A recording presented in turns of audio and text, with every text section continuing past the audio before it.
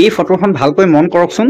আচলতে এই ফটোখন মহাভাৰতৰ পৰা লোৱা হৈছে, য'ত গছৰ ডালত ওলমি থকা মানুহজন বেলেগ কোনো নহয়, যি আপুনি আৰু মই হয়। যিডাল গছৰ ডালত সেই মানুহজন ওলমি আছে, সেয়ে আমাৰ বৰ্তমান জীৱন হয়, য'ত বগা নিগনিটো দিন আৰু তাৰ ওচৰতে ক'লা নিগনিটো ৰাতি হৈ এই গছৰ ডালটো নিজৰ চোকা দাঁতেৰে নিৰন্তৰভাৱে কুটি কুটি খাই আছে, যাৰ অৰ্থ হয় আমাৰ ওচৰত সময়ৰ পৰিমাণ বহুত সীমিত আছে আৰু ই লাহে লাহে শেষ হ'বলৈ ধৰিছে। এই হাতীটোৱে আপোনাৰ অতীতক দৰ্শাইছে, যি আপোনাৰ অতীতৰ কৰ্ম হয়, যি আপোনাৰ গোটেই গছডালক উঘালি পেলোৱাৰ দম ৰাখে আৰু নিৰন্তৰভাৱে মেৰিয়াই আছে। যদি আপুনি তললৈ চায়, তেতিয়া তলত বহুত সাপ দেখিবলৈ পাব, যি আমাৰ ভিতৰৰ খং, অভিমান, গৰ্ব, অহংকাৰ। যদি কোনো মনুষ্যই এই কুঁৱাটোত এবাৰো পৰে, তেন্তে সাপবিলাকে তেওঁক খুটিব আৰু তেওঁ কেতিয়াও তাৰ পৰা বাহিৰলৈ ওলাব নোৱাৰে। আৰু এই মানুহজনৰ ঠিক ওপৰত এটা ডাঙৰ মৌ বাঁহ আছে, যাৰ পৰা অহৰহ মৌজোল পৰি আছে। আচলতে এয়াই এই সংসাৰৰ মোহ মায়া হয়। আৰু প্ৰকৃততে এই মানুহজনে জীৱনৰ সমস্যা আৰু বাস্তৱৰ পৰা ধ্যান গুচাই অকল এই মৌজোল চোপাত ব্যস্ত আছে। আৰু সকলোৰে শেষত এই মানুহজনক বচাবলৈ